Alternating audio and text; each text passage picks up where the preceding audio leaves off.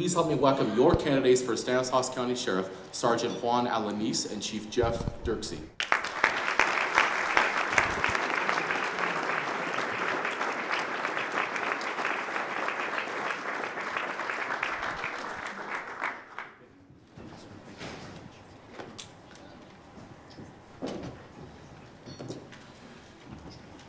We will now hear opening statements, and let's get right to it.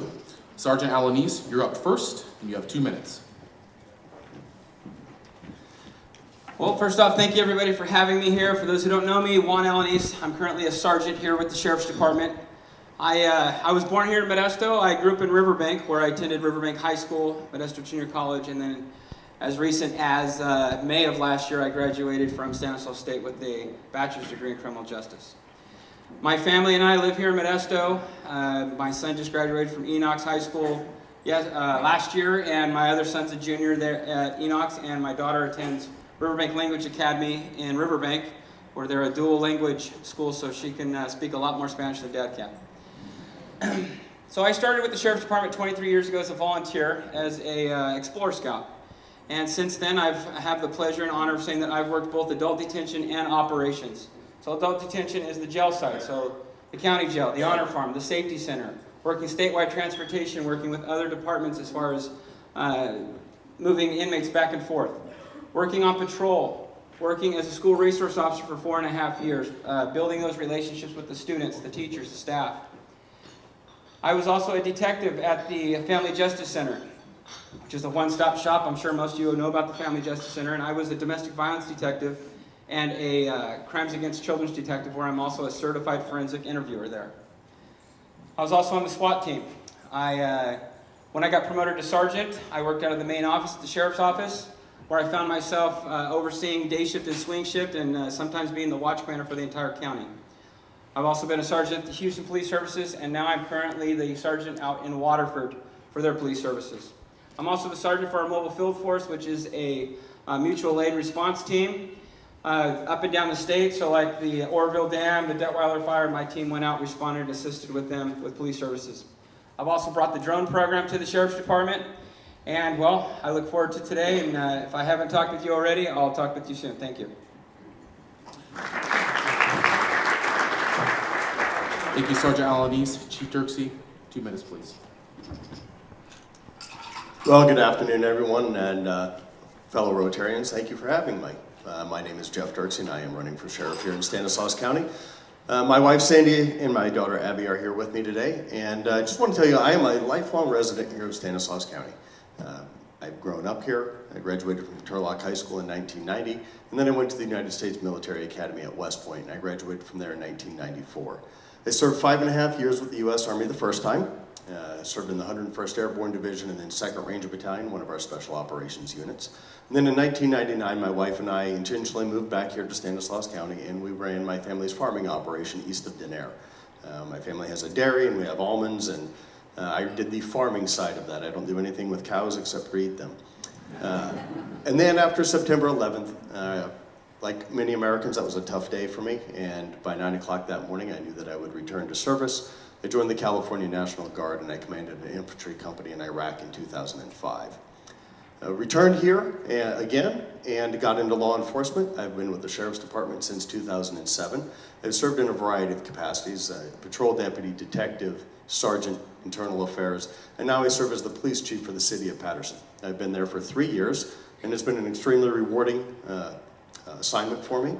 It's a diverse community, and the challenges that we face and the relationships that we've had to build have just prepared me to take this next step as Stanislaus County Sheriff. Our department is a great department. We have done some great things over the last years, and we've weathered some storms, and I look forward to the opportunity to take this department further and move it down the road, bring some much needed programs and staffing into our department, and make us the best department that we can be. You think Sheriff Christensen did well, and what is one thing you would have done differently? Sergeant Alanis, you're up first in this segment, and you have 2 minutes. Okay, so Sheriff Christensen, great man, great sheriff, did a lot for us, brought a lot to our county. He's one of maybe the only sheriffs in our state that has actually gone out and worked patrol, actually gone out and got involved with police pursuits, vehicle pursuits. I remember when he first got into office, I was doing what's called a felony car stop, and here I am waiting for my backup, and I have my body up there against the door, and the next guy shows up, and he tells me, all right, Juan, what do we got? Let's get going. And I look over, and it's the sheriff. And he just got into office, and I was like, Sheriff, I thought you were supposed to be, in your office. And he's like, well, last time I checked, Juan, I was the sheriff, so I can do what I want. So we went, and he's been like that since then. And I think just that right there showed the troops that he cared and that he wanted to give back to our community and show us what a deputy should be like. One of the other great things I think he's also done is this build-up that we've done out at the Safety Center. Getting the money for that and bringing that together, his relationship up in Sacramento and him being able to get those monies for us to help out with that has done a great job for the community. As far as some of the things, I believe in the second question that I would change, the relationship between our adult detention and our operations deputies, they need to be brought back together. For those who don't know, these divisions are exactly what they say. They are divisions. And I think by me having experience on both sides of the house, I can relate to both of them, and I can bring them together. And by bringing them together, you're going to have happy employees. So then you're going to get quality work, and you're going to get quality effort out of them as well. And I think that needs to be done a little bit different. I think instead of finding ways to split them publicly, maybe those kind of efforts should be done behind closed doors and be talked through. And I got 15 seconds, so I think we're good here. And I think that would help. So I think by me having the relationship from both sides will help bring those together and help our department thrive. Thank you. Thank you, Sergeant Alanis. Chief Dirksey, same question to you. What are some of the things that you think Sheriff Christensen did well, and what is one thing that you would do differently? 2 minutes. I think that Sheriff Christensen has done a number of things well. I think that he has weathered the last 12 years extremely well. Obviously, we had the recession that hit and the economy that we had to deal with, and he weathered that storm. He took our department from 214 deputies in operations down to 144, functionally eliminating 1/3 of our patrol staff, and he dealt with that very satisfactorily and very efficiently. He kept us afloat and he kept us going. He dealt with a number of line of duty deaths, serious emotional incidents for the families, for our department, for the public. They take a strong personality and a strong leader to deal with, and we have dealt with that. He has served this community extremely well. He is a man of passion and commitment to this community, and I respect him for that. Where I think that I could do better as in the sheriff and would be in addressing some of the transparency issues that we have. The sheriff has not had the strongest relationship with the media, and there is friction there. And I think that we can address that moving forward so that there is an open and honest relationship between us and the media, because the media reports our activities to the public. And I think that that is a key thing that we have to do moving forward. Thank you, Chief Dirksey. Let's discuss the topic of racial tension in law enforcement. There have been increased tensions between the African American community and law enforcement, and in March, officers in Sacramento shot and killed an unarmed black man. In your opinion, was the police work of these officers done appropriately? And if elected sheriff, how would race play a role in your deputy's law enforcement? Chief Dirksey, 2 minutes, please. Well, I'll be clear, and I'm not going to address an incident that happened that I have no firsthand knowledge of. So what they did or didn't do is not something I'm going to speak to because I don't know about it. Here's what I do think. I think that clearly this is a significant issue for our country, and obviously it's home now with the incident in Sacramento. There are 3 ways that we address this. First is through relationships. Relationships are one of the most crucial ways that we can solve and address these type of issues, and those relationships have to be built in advance. Locally, we have the Modesto Clergy Council, which is a key relationship specifically designed by Chief Carroll and the Clergy Council to address those sort of things. All of the other, simple things like this at Rotary, these are ways that we can address those through relationships. The second thing is training. Training across our force is one of the other ways that we address these sort of issues. We have a very young department. They're great kids, they're well trained, and they're very qualified, but they're also very young, and they have a relative lack of experience that goes with that. So through training, we can whether it's tactical training or public service type of training, customer service type of training, we can address how it is that we interact with the public, and through scenarios, we can put them in high and intense situations so that they know how to react appropriately. And then third and finally, we can address a lot of these issues with body cameras, which I fully support.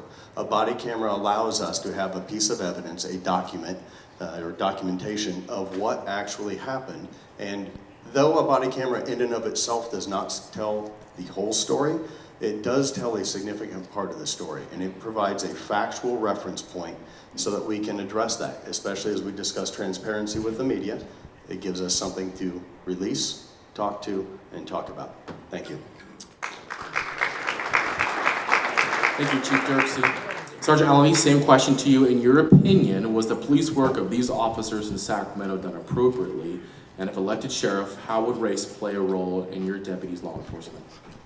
So as far as the Sacramento incident, I don't really think it's the incident itself we need to talk about. I think it needs to be with the relationship that the Sacramento Police Department has with the community. And I think it could be much worse. I think Sacramento has been doing their job, their due diligence to try and prevent Sacramento from basically being put on fire. I mean, setting it on fire. I think if they wouldn't have had the relationship that they're working on right now, that's what they would be looking at right now. And that's something that's very relative and could happen anywhere.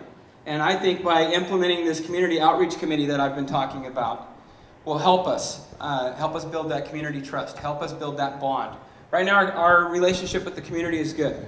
It's real good. We have a lot of respect out there in the community, and why should we wait for an incident to occur for us to finally bring this to light? Why be reactive? Let's be proactive about this. Let's do this now, and let's start this relationship. Let's start this establishment. Chief Carroll has done a great job. I attended his clergy meeting last week. Great job there, and I think that right there, and I'll give him full credit for that. I have no problem with that, and I have no problem doing what he did with the clergy and doing it for the whole entire county. I think if we start, if our leaders will start working that way and give credit where credit is due, I think a lot more things would be happening. So this community outreach committee will also be addressing body cams. Body cameras are something that we need to do with things it's something that we should have done a long time ago. Unfortunately, and maybe this should have been one of my answers for the sheriff, but the sheriff said the community is not demanding it. Well, the community is not really demanding it, but we shouldn't have to wait for that. Let's take that best step forward, and let's go ahead and bring them in. 5 or 6 years ago, they got cameras, and their citizen complaint rates dropped 50 to 60%. Our sheriff's department is now saying, let's build a committee and let's look into body cams. But I say, let's go to Modesto Police Department. They've been doing this for 5 or 6 years. Let's find out what cameras they like, what cameras they didn't like, and learn from their mistakes. Thank you, Sergeant Alanis. Let's switch gears to the topic of school shootings. In the March shooting at a Florida high school, the Broward County Sheriff, Scott Israel, spoke strongly on increased gun control, which he feels was the shooting's root cause. Conversely, local and national law enforcement were criticized for not responding to the shooter's earlier warning signs. If this same situation happened in a Stanislaus County school, how would you respond? Sergeant Alanis, your response, please. Okay, well, first off, this goes back to relationships again. And this isn't really a public thing. This is more with the federal government, the FBI, and other agencies that have acronyms. Those are the agencies that we should be talking with and sharing information and learning what's going on in our community. That's something that I will be wanting as sheriff, as far as those communications to happen, those relationships to happen. I know a lot of people are upset with school resource officers. I was one for 4.5 years, and they think that's the way we're going to react here in California. Well, in California, we react to the shooting. We will go to the threat. We don't wait. Okay, that's the way California is trained. And I think by implementing school resource officers again, bringing those back, which I've been trying to do for 4 years, is bring them back into our county schools, then I think that will also address the issue, not only for the building of the relationships with the students, the teachers, the staff, and the parents, but that will also help with school safety plans. When I was a school resource officer, I took it upon myself to go around and give safety assessment plans when I worked with the Office of Education. And it was great, and we were making headways with that. We even made a video for active shooters because we don't want them hiding underneath the desk anymore.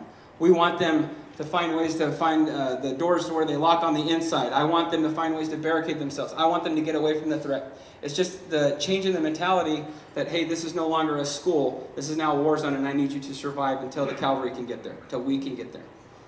So I think by implementing the SRO program, and again, this outreach program, will also address those questions as well with were we ready or did we not have the communication going between the different agencies. I think that's it. Did it under 2 minutes. Thank you, Sergeant Alanis. Chief Dirksey, if a school shooting happened in Stanislaus County, how would you respond as sheriff? Well, if the shooting happened, then we have to obviously clearly address the tactical situation that comes with an incident like that. And in many ways, we're too late. We have to try to address an issue like this beforehand. We have to do it through relationships. In Patterson, as the chief, the very first meeting that I scheduled as the police chief was with the superintendent of schools because of the importance of this type of situation and how we are going to address it to prevent that from happening in the future. It was the very first meeting that I scheduled. As a result of that meeting, we did a number of things that have kept our schools in Patterson safe. First of all, we have the relationship. We have our personal cell phone numbers and we communicate on a weekly basis about something or one topic or another. Second, we restored the SRO position in the city of Patterson. We worked through the bureaucracy of it. We identified the funding stream for it. We worked with the city and the county and we got it done. So we actually have the only school resource officer that serves any of the county schools or any of the schools that fall under the sheriff's department jurisdiction. We have that position. That position has been instrumental in keeping our schools safe. And then one of the other key things that we did is we developed a safety plan with our schools in Patterson to include incident response maps so that if we have a situation like that, we have the ability to effectively and efficiently respond. We also understand their plan and they understand ours and how it is that we are going to react. We have done this with, we have trained with the school and with Patterson Fire Department since we will cooperatively respond. So these are the things that we've actually done. As sheriff, these are the things that we have to do countywide because we're going to address these sort of issues with pre-planning, relationships, and then ultimately through some other mental health stuff, but that's kind of a separate conversation, so thank you. Thank you, Chief Dirksey. You can remain standing. Let's move to the topic of sanctuary cities and law enforcement. In the day of sanctuary cities, some counties and states are choosing not to provide information on illegal immigrants to the federal government.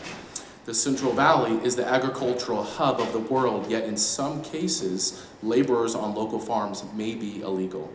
What is your opinion on how the Sheriff's Department should work with the United States Immigration and Customs Enforcement, also known as ICE? Well, the Sheriff's Department does and will continue to cooperate with ICE to the maximum extent allowed under the law.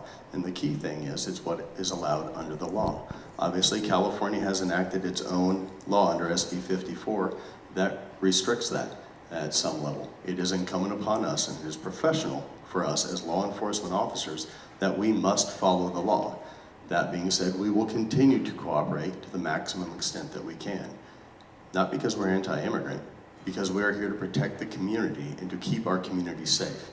So in last year, of the 20,000 plus people that were booked into the Stanislaus County Jail, 80 of them were ultimately turned over to ICE. So less than 0.5% were ultimately turned over to ICE for serious crimes. We will continue to do that because it keeps our community safe. Thanks. Thank you, Chief Dirksey. Sergeant Alanis, same question to you. What is your opinion on how the Sheriff's Department should work with the United States Immigration and Customs Enforcement, also known as ICE? Okay, same thing. Our relationship will stay the same with ICE. As Sheriff, I will make sure that stays the same. And also as Sheriff, I want to make sure that we educate the public, that we educate those that are seeking status as far as getting documentation. I think their fear right now is of us deporting them, but what they don't understand is that we're not the feds. We're not immigration. But yes, as the sheriff, I will keep the community safe. And if that means arresting you, putting you in jail, regardless of your documentation status, then that's what I'm going to be doing. And as far as the educating part, again, as the sheriff, I should be out there educating the public on what we are doing. So that way there is no gray area, there's no dark area, and everybody is upfront with what's going on. So that way those that are fearing with their immigration status to come to law enforcement, that they will feel at ease. And I think we need to do a better job with working with those organizations that do that. Thank you, Sergeant Alanis. Let's move to the topic of concealed firearms. If elected sheriff, would you work to make it easier or more difficult for a person to carry a concealed firearm? 2 minutes, please, sir. Okay, so I feel very strongly about this subject, so much that I put it on my billboards. I have pro CCW on that, but what I don't have on there is what I am planning to do. Right now, I want to increase the businesses that are allowed to teach the CCW classes. Currently, we only have 5 of them that are allowed to teach the CCW class, and I didn't know this until I started campaigning. But I started going to the gun stores and letting them know my views on the Second Amendment and CCWs, and they would say, "Great, Juan, when you become sheriff, would you add us to that list?" Well, then I got educated about why they're not on that list, and well, if you're not a current friend of the sheriff, or the sheriff doesn't have a relationship with you, you don't get to teach that class. Okay, I'm against that. I'm sorry, but for those of you that are out there with businesses that are doing what you should be doing as far as the curriculum, following the guidelines, and if you pass this background that should be going on, then why shouldn't you be able to teach this class also? If you go to other counties outside of the area, you're going to find 20 to 25 businesses that are teaching this class. And by increasing this class, then you're going to decrease the amount of time it will take to get it. Currently, right now, the sheriff is saying it takes 60 days for this to happen. Okay, I've been talking to the public for many months. For those who aren't following me, I am out all the time and I am talking to people. And I'm getting told 10 months, a year, year and a half. I've had a couple people that have told me 2 years. I've had 2 people that admitted that they've got them in 4 days. And they've admitted that they are friends of our sheriff. Not saying that's a bad thing, but I'm just saying, if you can get it in 4 days, they get them in 2, why is all this over here? Let's make it 3 months or 6 months. That will also help. And by increasing these businesses, it gets them work and gets them income, and it also allows the citizens or the community to also go to different places to get that. The back of the card, we allow 3 guns on the back. There's room for more. I have no problem adding a 4th or 5th gun on the back. You went through this long, extensive background check that I trust you with the 3. Why can't I make it 4th or 5th? I'm out of time. Thank you. Thank you, Sergeant Alanis. Chief Dirksey, same question to you. If elected sheriff, would you work to make it easier or more difficult for a person to carry a concealed firearm? Well, let's start with the first thing. Yes, I do fully support CCWs. I had them when I was a civilian farming. I had them when I was in the military in the other states, and I actually think it's a key part of our public safety, and I fully support them. The process that we have is currently sitting at 2 months for new CCW permits and 1 month for renewals. We were much slower several months ago, but we implemented an entirely new system that's online and far more efficient and effective than the last one was. I met a gentleman who was a very average gentleman, got it in 33 days start to finish on a new one. DOJ, state DOJ, is what in military terms are called the long pole in the tent. It's the hang up. It can take up to 30 days to get the DOJ return. In addition to that, there is an investigation that happens for everyone, and the sheriff himself reviews every single packet, and obviously he's a fairly busy guy. So when we talk about this process, I would tell you that our process is pretty good, and our process is very effective. We do limit the number of service providers because we have to validate and verify that they are conducting the required training that is needed both under state law and, quite frankly, for good policy. So we send undercover detectives through their class to make sure that they're doing the right thing. And if someone is not doing the right thing, we remove them from the list. As far as this whole issue of having 3 or more guns on the permit, quite frankly, I think that 3 is enough. The truth is I carry 1 gun off duty, and it never changes. And I think that 3 is effective. And so I don't know that we need to change that process. And I don't know that we need to dramatically work to increase our process. It's safe, it's effective, it's fair, and it benefits the entire community. Thanks. Thank you, Chief Dirksey. You can remain standing. A question from the audience. How can you improve the recruitment and retention of deputies? 2 minutes, please, sir. Yes, recruitment and retention, the #1 challenge that every law enforcement agency in the Central Valley faces. Every agency locally is understaffed, and it is the single biggest hurdle that we have to overcome in order to restore services to the Stanislaus County. Our department is short 18 vacancies, again, in operations alone right now. Those 18 vacancies prohibit us from returning community deputies to the county. the folks that would service some of our unincorporated cities. And it also prevents us from restoring things like the several SRO positions because we simply don't have the bodies to do it. So how do we fix that? We do that with a number of different ways. One, we have to have a far more proactive and aggressive recruiting program.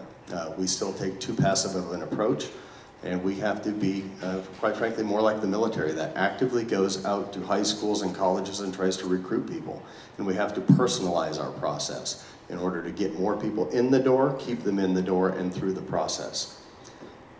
One of the ways that we have to do this, we also have to recruit locally. So one thing that I did in 2014 is I created a deputy sheriff intern program. That program is specifically designed to hire kids beginning at the age of 18 after they've graduated from high school, gets them into our department in a part-time job. They go through all of the same training, both in adult detention and in operations that every other deputy does. They go through the police academy, just like every other deputy does. They do this in a part-time manner while simultaneously being enrolled in college for up to 9 credit hours, at a minimum of 9 credit hours per semester. What does this do? This gets great local kids into our department. It gets them trained and it gets them working and educated. So by the time they are 21, we can roll them over and hire them as full-time deputy sheriffs and put them on the streets. Thanks. Thank you, Chief Dursky. Sergeant Alamy, same question to you. How can you improve the recruitment and retention of deputies? Okay, I've been saying this from the beginning. Hire local. We need to hire more local cops, police officers. I told you guys I graduated in May from Stanislaus State with 300 others with criminal justice degrees. We did not hire one of them. When I gave a talk about 3 weeks ago to Modesto Junior College, and while I was addressing the group, I asked them if they had seen anybody from the sheriff's office there recruiting, and they said no. And I said, well, what about the military guys? They're like, oh, they're outside right now on the lawn. So yes, we do need to be taking notes from the military, and we need to be out there actively recruiting. I think somebody who also does a great job, and I'm not just saying this because you're in the room, but Modesto Police Department. They are very active in recruiting. They have a nice big billboard out there on Crow's Landing Road, right by our office for some reason. I'm sure it's there also because of the academy. But again, let's take notes. Let's take notes from those that are out there actively doing it. Don't reinvent the wheel. Let's do what they're doing. And I know that the word that I've been preaching is getting out because now I'm seeing that the sheriff's office is going to events that I'm going to now. So I'm glad that is happening. But by hiring locals, you get a direct representation of your community. And not only that, you also have people that are going to buy houses here. They're going to want to raise their families here. They're going to want to volunteer here. I've been in Boy Scouts since I was 12. I'm the committee chair for Troop 7 and Crew 14. I'm very involved with Boy Scouts. I volunteer here, my own time. Yes, it's with my kids, but it's also with the community.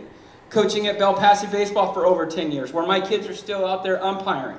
Get involved. If you hire local people, that's what happens. Unfortunately, we're getting people from Fresno, Merced, Stockton, great deputies. But when they're done, they head back home. And they're ashamed when they look at me, but I don't blame them. I would go home too. My family lives here, so I have no problem leaving my roots here and doing as much as I can to make it safe and make them local people to where they're also going to give back to the community. Thank you, Sergeant Alamy. Rotarians, we've had a lot of very, very good questions submitted here. So, candidates, if you're not opposed to this, instead of doing for 2 minutes these last 2 questions, if you're not opposed to doing 1 minute response to the last 2 questions so we can get in 2 more, let's go forward with that, all right? Sergeant Alamy, you'll start off this next one. Federal and state laws conflict on marijuana policies and enforcement. If elected sheriff, what would be your position regarding the enforcement of marijuana? 1 minute, please. So we're actually already addressing this. We've already brought a sergeant on board for our marijuana team. Unfortunately, the voters of California have already stated what they want, and so that's something that we're just going to have to deal with. So now my job as sheriff is, how can I keep the community safer? How can I keep those that are directly around these dispensaries safer? So I think that's something that needs to be addressed, and I think technology will also help with this by bringing it in and having like a third party come and monitor them. That way we're not using all of our resources on the dispensaries that are going on. And as far as enforcement for the black mark portion, then we're going to go out and enforce that also. Yeah, we have staffing issues, and as staffing issues increase that will allow us to do that, then that's what we will do. Again, I'm sorry guys, but the voters have said what they wanted, so we have to deal with it. Whether or not I like it or not, I got to deal with it as the sheriff, and I will. Thank you, Sergeant Alamy. Chief Dursky, same question to you. If elected sheriff, what would your position be regarding the enforcement of marijuana? 1 minute, please. Well, I go back to we still enforce state law, and the illegal cultivation of marijuana is still that. It is illegal, and we will very proactively go after it, which is a major challenge that we have in this county. There are over 1,500 illegal marijuana operations in this county. In Patterson, where I'm the chief, we go after about one a week, which while it may not sound like much, it is better than doing nothing. And so we have ripped out over $2.5 million worth of marijuana plants. It is incumbent upon us to do it. They are a public safety risk to the communities that they are in, because they're almost all indoor grows that can lead to crime. Several of our recent homicides across the county have been related to illegal marijuana grows. We have to continue to address that. We will also continue to address the legal businesses, which the county is going to permit, and our appropriate cities. We must address those as well, but having toured them and spoken to them, I'm actually not that concerned about the legal businesses and their actual impact on the community. Thanks. Thank you, Chief Dursky. This will be our last question in our forum today, and you can remain standing, sir. From the audience, being elected sheriff is an extraordinarily stressful position. What do you do to keep yourself grounded? Go ahead, sir. Well, I have a wife and 3 kids, and I can assure you that they keep me very grounded. I'm sure that my daughter will give me an earful as soon as we leave about various things. Things to keep me grounded, talk to people, because everyone's going to tell you everything that they think you're doing right or that you're doing wrong. Again, it's all about that relationship, the relationships that you have with the community and the individuals in the community. Those people keep you grounded. My family keeps me grounded, and quite frankly, going for long runs keeps me grounded, burn off some frustration, so thanks. Thank you, Chief Dursky. Sergeant Allen, same question to you. Very stressful position. What do you do to stay grounded? So as far as keeping grounded, a lot of the stuff, if you guys have been following my campaign with like the toy drive and things that I do as far as getting involved with the community, the shop with the cop, the Chili's tip a cop, those are things I already normally do. So this is something now that I just get to do as a sheriff's candidate. People are like, wow, you're doing this, you're doing that. It's like, no, those are actually things I already did. The Boy Scout thing, the bell passing thing, the soccer thing, I get involved with the community. I enjoy that. That's my grounding, I guess that's what that would be. And my family joins me in that. My wife is a scout leader just like I am, and all 3 of our kids are also involved with scouts. We also enjoy sports, so we are very busy. We do not have cable at our house, by the way. There's no time for that, and I'm too cheap. I probably wouldn't pay for it, but that's how I stay grounded. I'm a big-time family guy. You ask anybody, and I'm big on community. That's why I was a school resource officer. That's why they made me a crimes against children's detective, because I can relate to the kids, and I want to. So that's how I stay grounded. Thank you, Sergeant Alanese. You will now have 2 minutes for a closing statement, and Sergeant Alanese, the floor is yours. Okay, well first off, I want to address the elephant in the room. For those who might have received an email from my team, I apologize. I'm trying to reach out to as many people as I can, and I might not have all the backing of all the big people here in the county, but I'm doing my best to make sure they know who I am and what I'm going to do for the county. Having said that, with my 23 years of experience with the Sheriff's Department, the established and maintained relationships that I have throughout with other nonprofits, other agencies, other employees, I will use all of that to help better our community. I will use that as sheriff to continue to build those relationships. I'm big on community. That's why I want school resource officers back. That's why I've been trying to get them back for 4 years. I wasn't even running for office when I was trying to do that, but that's how strongly I feel about them. The Office of Education has been willing to pay for 3 of those positions full time, and we have not offered them 1 yet, but we got one to Patterson. So I want to give one to Office of Ed. I think it's only fair. Community cars. Our local communities, Keys, Salida, Denair, all these smaller communities, Del Rio, South Modesto, used to have a voice. Unfortunately, 10 years ago, we took away those voices when we had a reduction in force.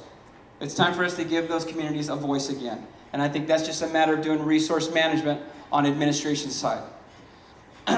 So with all that said, I enjoy this. This is great. I was told that you guys are the Rotary of all Rotaries. I've gone to a majority, if not all of them here in the county. So I applaud you guys for being here. I applaud you guys for doing what you guys do. This is really what my platform is all about, is how you guys are giving back to the community. And I think that's what the Sheriff's Department needs to be doing as well. Well, again, thank you everyone for having us today, and I appreciate the opportunity to be here. You know, the Office of Sheriff is about leadership. And it is a large organization. There's over 700 employees and a budget of $118 million. It's the single largest general fund expenditure in Stanislaus County. And that position takes leadership, and it takes someone with experience to fulfill that role. And I would submit to you that you have heard my background, that I'm the guy for that.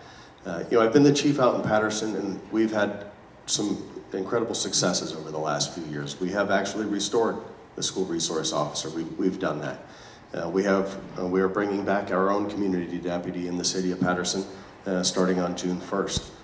We have initiated a number of very proactive investigations across not just our city, but also the county.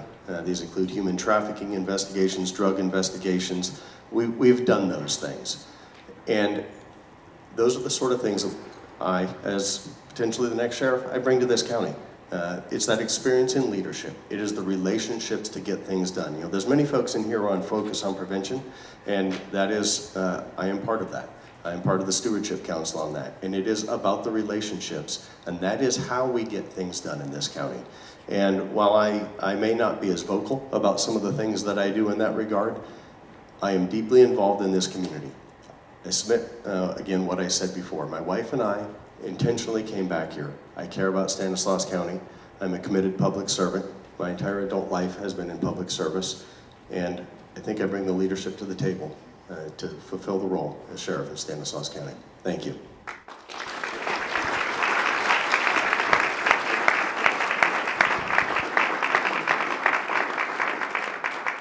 Concludes today's forum. And on behalf of the Modesto Rotary Club, I want to thank both our candidates for not only participating today, but for running for sheriff. Thank you, Rotarians, for attending and submitting questions. I hope each of you will take advantage of the opportunity and privilege we have as citizens of this great nation and exercise your right to vote on June 5th.